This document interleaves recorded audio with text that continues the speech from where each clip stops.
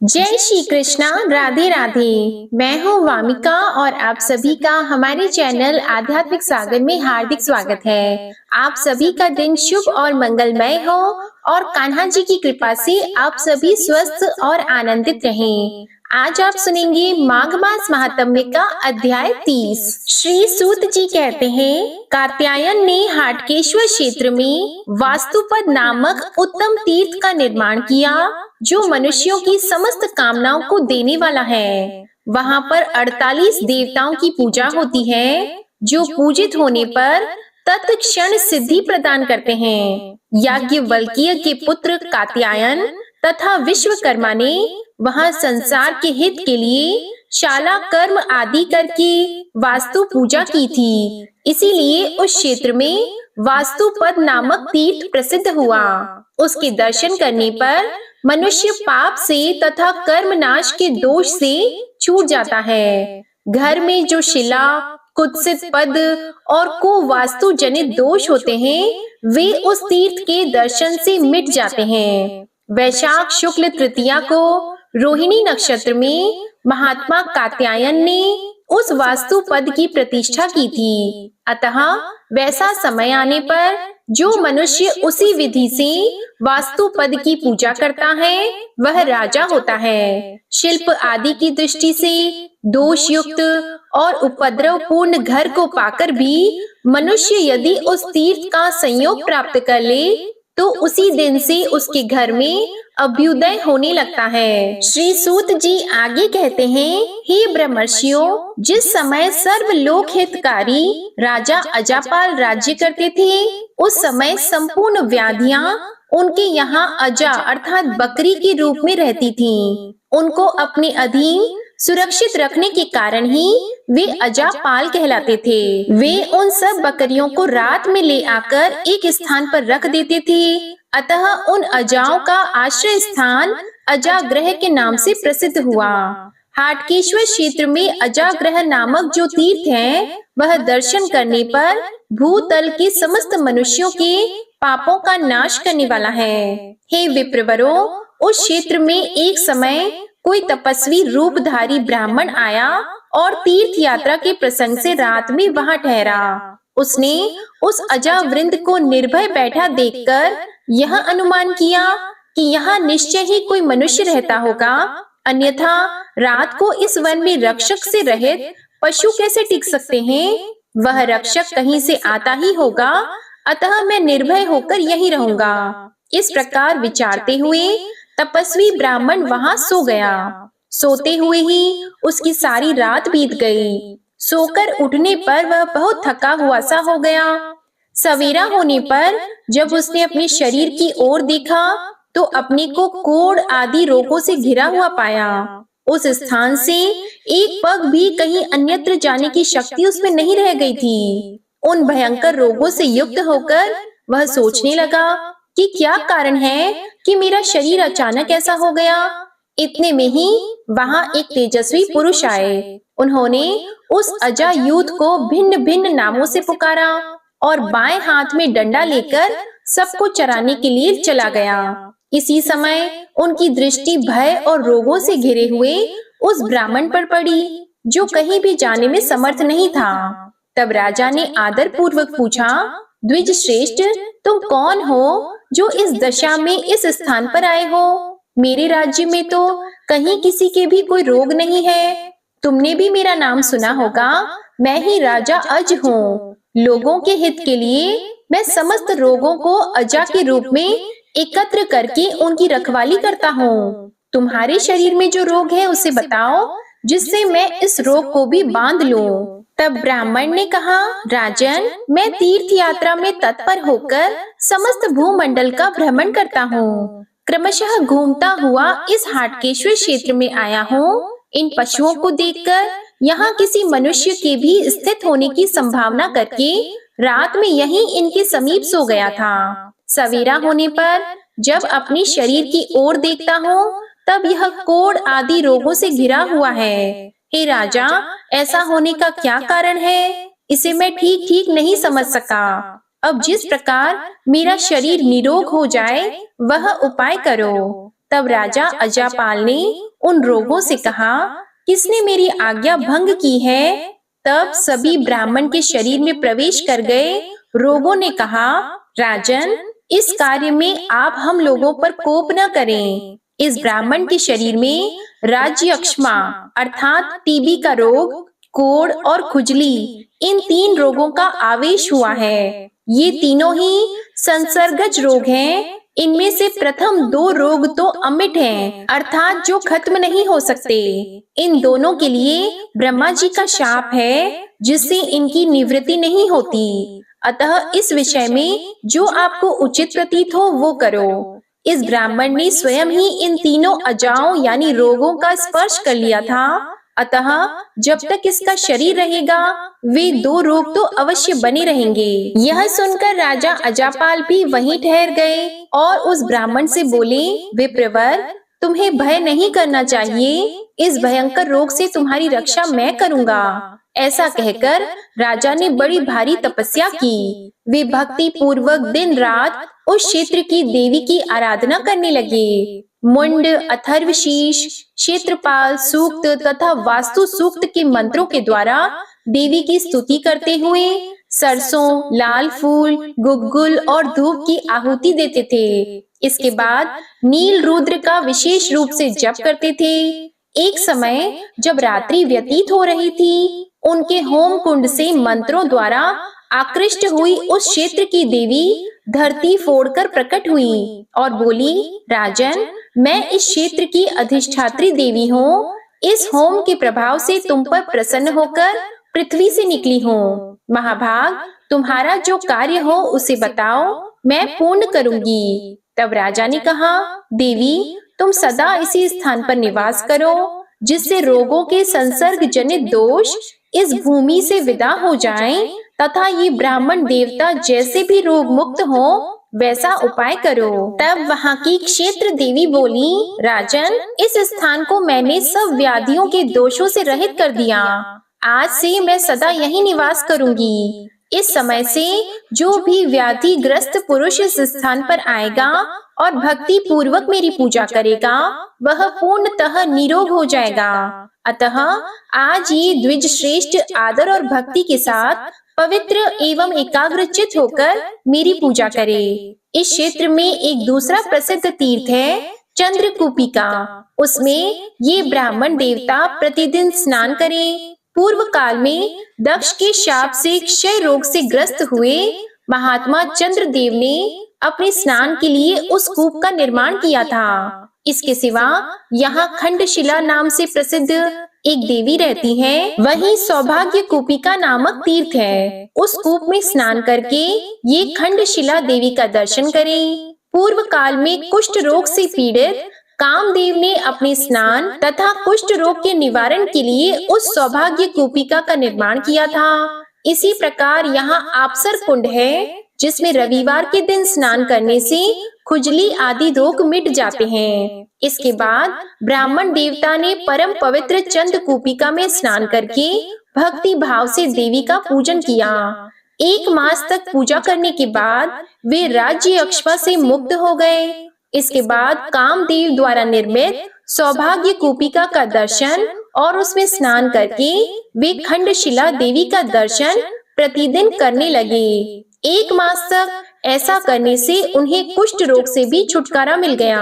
उसके बाद रविवार को अप्सराओं के कुंड में स्नान करने से उनकी खुजली भी जाती रही। रोग मुक्त होकर ब्राह्मण अत्यंत तेजस्वी दिखाई देने लगे। उन्होंने अत्यंत प्रसन्न होकर राजा को आशीर्वाद दिया और उनसे विदा लेकर वे अभीष्ट स्थान को चले गए। इसके बाद राजा अज पुनः अपनी स्त्री के साथ पाताल लोक में हाटकेश्वर जी के समीप चले गए। अजागृह में स्थित होने के कारण उस क्षेत्र की देवी सब और अजागृहा के नाम से विख्यात हुई। आज भी राज यक्ष्मा से ग्रस्त हुआ जो मनुष्य उसी विधि से देवी का पूजन करता है, वह शीघ्र ही निरोग हो जाता है। इसके बाद श्री सूत जी कहते हैं, पूर्व काल में श्रेष्ठ नगर वर्धमानपुर में वीर शांत नाम से विख्यात एक ब्राह्मण रहते थे। वे वेद विद्या में प्रवीण थे। उनके एक कन्या उत्पन्न हुई जो प्रमाण से बहुत बड़ी थी। वह कुमारी धीरे धीरे युवावस्था को प्राप्त हुई, परंतु किसी भी पुरुष ने उसका वरण नहीं किया, क्योंकि जो काम मोहित पुरुष अत्यंत थोड़े केश वाली, अत्यंत बड़ी तथा अधिक नाटी कन्याओं से विवाह करता है, वह 6 महीने के भीतर मृत्यु को प्राप्त होता है। इसी कारण सब लोग उस कुमारी को बहुत बड़ी बताकर त्याग देते थे। इससे वैराग्य को प्राप्त होकर उस कुमारी ने घोर तपस्या की। इस प्रकार तप में लगी हुई उस कन्या के पास राज संपदा उपस्थित हुई। उस समय इंद्र ने उसे प्रत्यक्ष दर्शन देकर कहा, शुभे, तुम कन्यावस्था में ऋतुकाल को प्राप्त हुई हो, इस कारण सदोष हो गई हो। अतः किसी पति का वरण करो, जिससे पवित्रता को प्राप्त हो जाओगी। यह सुनकर उस कन्या को बड़ी लज्जा हुई। उसने वर्धमानपुर में जाकर हाथ उठाकर कहा, यदि कोई कुलीन ब्राह्मण मेरा पानी ग्रहण करेगा तो मेरी आधी तपस्या उसकी हो जाएगी और मैं उसका कल्याण करूंगी। यह सुनकर किसी कोढ़ी ब्राह्मण ने उसे बुलाकर कहा, यदि तू सदा मेरे कहे अनुसार चलेगी तो मैं तेरा पानी ग्रहण करके तेरे साथ विवाह करूंगा। तो कुमारी बोली, द्विज श्रेष्ठ, तुम शास्त्रोक्त विधि से मेरा पानी ग्रहण करो, मैं तुम्हारी प्रत्येक आज्ञा का पालन करूंगी। इसके बाद ब्राह्मण ने गृह सूत्रोक्त विधान से देवता, अग्नि तथा गुरु के समीप उस कुमारी के साथ विवाह किया। विवाह के बाद दीर्घिका ब्राह्मण पति से बोली, नाथ, आज्ञा दीजिए, मैं इस समय आपकी क्या सेवा करूं? तब पति बोले, सुंदरी, मैं तुम्हारी सहायता से 68 तीर्थों में स्नान करना चाहता हूँ। यदि यह कार्य कर सको तो करो। तब उस पतिव्रता ने बहुत अच्छा कहकर पति की आज्ञा शिरोधार्य की और पति के बराबर बांस की एक मजबूत खाट बनाकर उस पर कोमल रुई भरा हुआ बिछावन डाल दिया और हाथ जोड़कर कहा, प्राणनाथ, इस पर बैठिए, जिससे आपको मस्तक पर लेकर समस्त शुभ तीर्थों की यात्रा करा सकूं। तब कोढ़ी ब्राह्मण प्रसन्न होकर पृथ्वी से धीरे धीरे उठकर बांस के उस खटोले पर बैठा और वह उसे माथे पर लेकर सब तीर्थों में घूम घूम कर अपने पति को तीर्थ स्नान कराने लगी। क्रमशः समूची पृथ्वी पर घूमती हुई एक दिन संध्या होते होते वह हाटकेश्वर क्षेत्र में पहुंची। उस समय वह थक गई थी, पैर लड़खड़ा रहे थे। उसी प्रदेश में उस दिन मुनिवर मांडव्य को शूली पर चढ़ाया गया था। वे अत्यंत दुख सहन करते हुए शूली पर बैठे हुए थे। पतिव्रता दीर्घिका माथे पर भार लेकर उसी मार्ग से निकली। उसके धक्के से वह शूल हिल गया और मुनिवर मांडव्य का शरीर भी विचलित हो गया। इससे उन्हें बड़ी भारी पीड़ा हुई और वे दुखी होकर बोले, किस पापी ने मेरे इस शूल को हिला दिया, जिससे मुझ दुखी का दुख और भी बढ़ गया। तब दीर्घिका बोली, महाभाग, मैंने आपको देखा नहीं, भूल से आपका स्पर्श हो गया। तब मांडव्य बोले, निष्ठुरे, तुमने मुझे प्राणांतकारिणी पीड़ा दी है, इसलिए तुम्हारा अभीष्ट पति सूर्य की किरणों का स्पर्श होते ही मेरे शाप से निश्चय ही अपने प्राणों को त्याग देगा। तब दीर्घिका बोली, यदि प्रातः काल मेरे पति की मृत्यु होगी तो अब प्रातः काल या सूर्योदय होगा ही नहीं। ऐसा कहकर दीर्घिका धरती पर बैठ गई और बांस के खटोले में बैठे पति को उसने माथे पर से उतार दिया। उस समय कोढ़ी ने कहा, प्रिय, मुझे प्यास लग रही है, अतः पीने के योग्य शीतल जल ले आओ। इतना सुनते ही वह पति की आज्ञा का पालन करने के लिए उत्सुक होकर पानी लाने के लिए इधर उधर घूमने लगी, किंतु अंधकार में उसे कहीं भी जल नहीं दिखाई दिया। तब उसने पृथ्वी पर आघात किया और मांडव्य मुनि के देखते देखते निर्मल एवं स्वादिष्ट जल निकल आया। फिर परिश्रम से कष्ट पाते हुए अपने पति को उस जल से स्नान कराया और उन्हें जल पिलाकर स्वयं भी पिया। उस समय पतिव्रता के भय से सूर्य देव उदित नहीं हुए। इससे प्रातः काल आने में बहुत विलंब हुआ। रात्रि को बहुत बड़ी होती देखकर यज्ञ कर्म करने वाले शांत चित्त ब्राह्मण बहुत दुखी हो गए।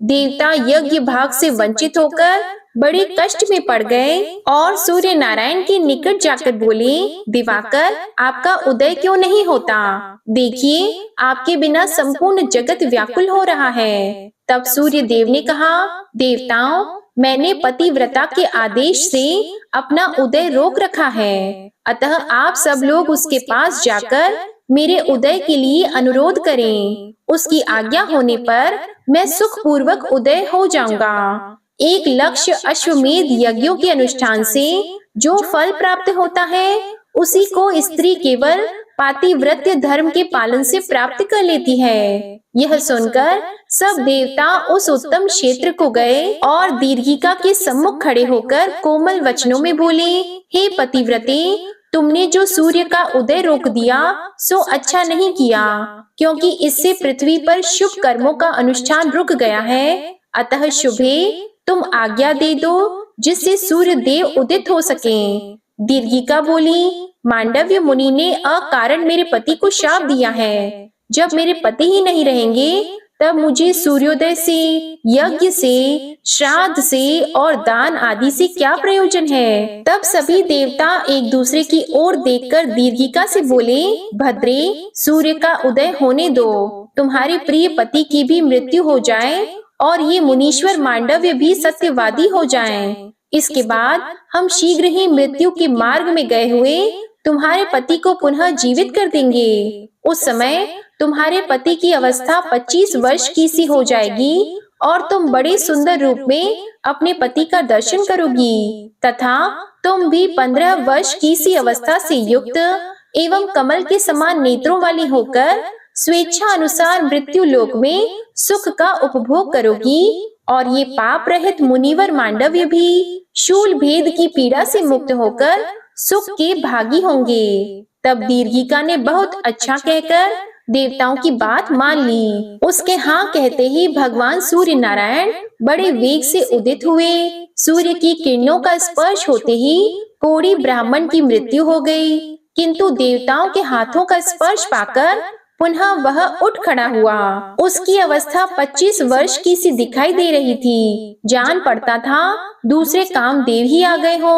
उसे अपने पूर्व जन्म की सब बातों का स्मरण था, अतः इस नूतन जन्म से उसे बड़ा हर्ष हो रहा था। दीर्घिका भी भगवान शंकर का स्पर्श पाकर दिव्य लक्षणों से लक्षित युवती हो गई। उसके नेत्र कमल दल के समान शोभा पा रहे थे और मुख चंद्रमा के समान मनोहर प्रतीत होता था। इसके बाद देवताओं ने मांडव्य मुनि को शूली से उतारकर कहा, मुनि, आपने जो शाप दिया था वह आपका वचन सत्य किया गया। सूर्य की किरणों के स्पर्श से वह कोढ़ी ब्राह्मण मर गया। इसके बाद पुनः हमने इस स्त्री के साथ उसे तरुण जीवन प्रदान किया है, अतः अब आप अपने आश्रम को पधारे और हमसे वर मांगिए। इस प्रकार पतिव्रता की शक्ति से उसके मरे हुए पति को पुनः नव जीवन की प्राप्ति हुई। आज का अध्याय यहीं समाप्त हुआ।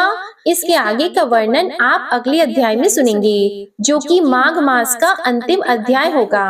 अब आप सुनिए भगवत गीता का यह अध्याय। श्री कृष्ण भगवान अर्जुन से बोले, हे अर्जुन, आदि पुरुष परमेश्वर रूप मूल वाले और ब्रह्मा रूप मुख्य शाखा वाले जिस संसार रूप पीपल के वृक्ष को अविनाशी कहते हैं तथा जिसके वेद पत्ते कहे गए हैं, उस संसार रूप वृक्ष को जो पुरुष मूल सहित तत्व से जानता है वह वेद के तात्पर्य को जानने वाला है। हे अर्जुन, उस संसार वृक्ष की तीनों गुण रूप जल के द्वारा बढ़ी हुई एवं विषय भोग रूप कोपलों वाली देव, मनुष्य और तिर्यक आदि योनि रूप शाखाएं नीचे और ऊपर सर्वत्र फैली हुई हैं, तथा मनुष्य योनि में कर्मों के अनुसार बांधने वाली अहंता, ममता और वासना रूप जड़ें भी नीचे और ऊपर सभी लोकों में व्याप्त हो रही हैं। परंतु इस संसार वृक्ष का स्वरूप जैसा कहा है वैसा यहाँ विचार काल में नहीं पाया जाता है, क्योंकि न तो इसका आदि है और न अंत है, तथा न अच्छी प्रकार से स्थिति ही है। इसलिए इस अहंता, ममता और वासना रूप अति दृढ़ मूलों वाले संसार रूप पीपल के वृक्ष को दृढ़ वैराग्य रूप शस्त्र द्वारा काटकर उसके उपरांत उस परम पद रूप परमेश्वर को अच्छी प्रकार खोजना चाहिए कि जिसमें गए हुए पुरुष फिर पीछे संसार में नहीं आते हैं, और जिस परमेश्वर से यह पुरातन संसार वृक्ष की प्रवृत्ति विस्तार को प्राप्त हुई है, उस ही आदि पुरुष नारायण के मैं शरण हूँ। इस प्रकार दृढ़ निश्चय करके नष्ट हो गया मानकर और मोह जिनका तथा जीत लिया है आसक्ति रूप दोष जिन्होंने और परमात्मा के स्वरूप में है निरंतर स्थिति जिनकी तथा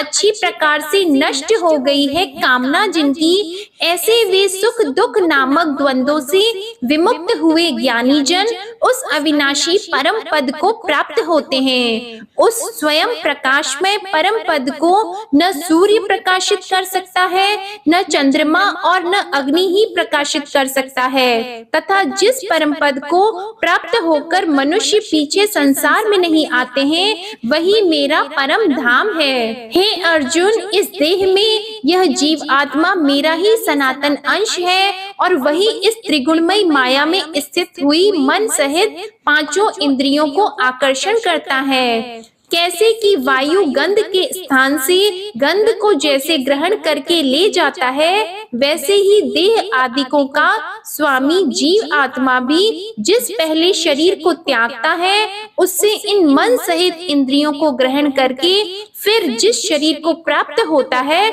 उसमें जाता है। उस शरीर में स्थित हुआ यह जीव आत्मा श्रोत्र, चक्षु और त्वचा को तथा रसना, घ्राण और मन को आश्रय करके अर्थात इन सब के सहारे से ही विषयों को सेवन करता है, परंतु शरीर छोड़कर जाते हुए को अथवा शरीर में स्थित हुए को और विषयों को भोगते हुए को अथवा तीनों गुणों से युक्त हुए को भी अज्ञानी जन नहीं जानते हैं। केवल ज्ञान रूप नेत्रों वाले ज्ञानी जन ही तत्व से जानते हैं, क्योंकि योगी जन भी अपने हृदय में स्थित हुए इस आत्मा को यत्न करते हुए ही तत्व से जानते हैं, और जिन्होंने अपने अंतःकरण को शुद्ध नहीं किया है, ऐसे अज्ञानी जन तो यत्न करते हुए भी इस आत्मा को नहीं जानते हैं। हे अर्जुन, जो तेज सूर्य में स्थित हुआ संपूर्ण जगत को प्रकाशित करता है,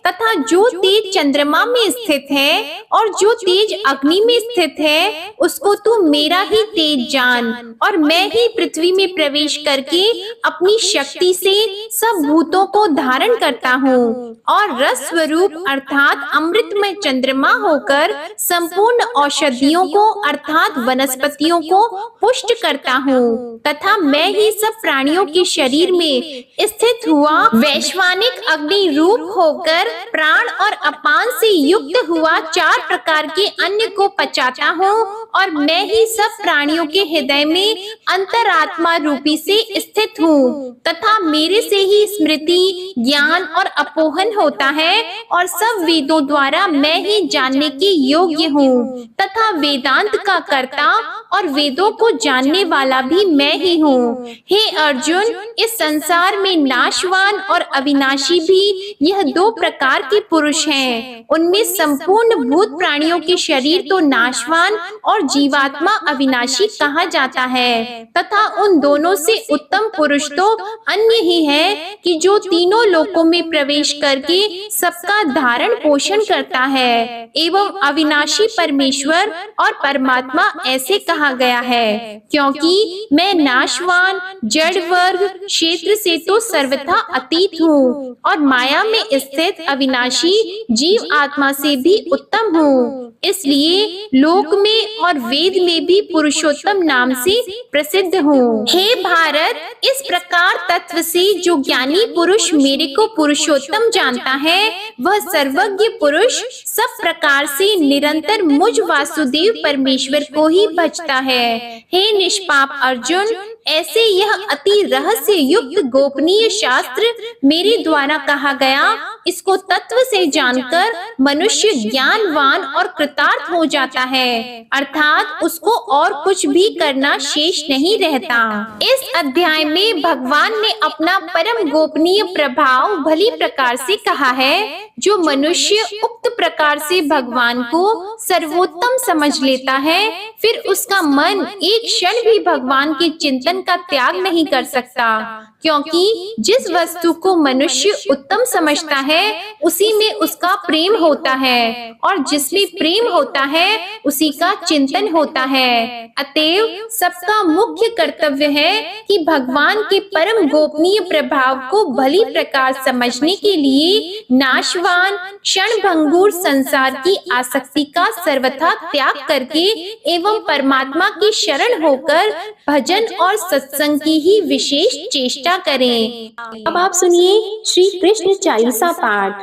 बंशी शोभित कर मधुर, नील जलद तन श्याम, अरुण अधर जनुबिंब फल, नयन कमल अभिराम, पूर्ण इंद्र अरविंद मुख, पीतांबर शुभ साज, जय मनमोहन मदन छवि, कृष्ण चंद्र महाराज। जय यदुनंदन जय जगवंदन, जय वसुदेव देवकी नंदन, जय यशोदा सुत नंद दुलारे, जय प्रभु भक्तन की द्रुग तारे, जय नट नागर नाग नथैया, कृष्ण कन्हैया धेनु चरैया, पुनि नख पर प्रभु गिरिवर धारो, आओ दीनन कष्ट निवारो, वंशी मधुर अधर धरि टेरो, होवे पूर्ण विनय यह मेरो, आओ हरि पुनि माखन चाखो, आज लाज भारत की राखो, गोल कपोल चिबुक अरुणारी, मृदु मुस्कान मोहिनी डारी, राजित राजीव नयन विशाला,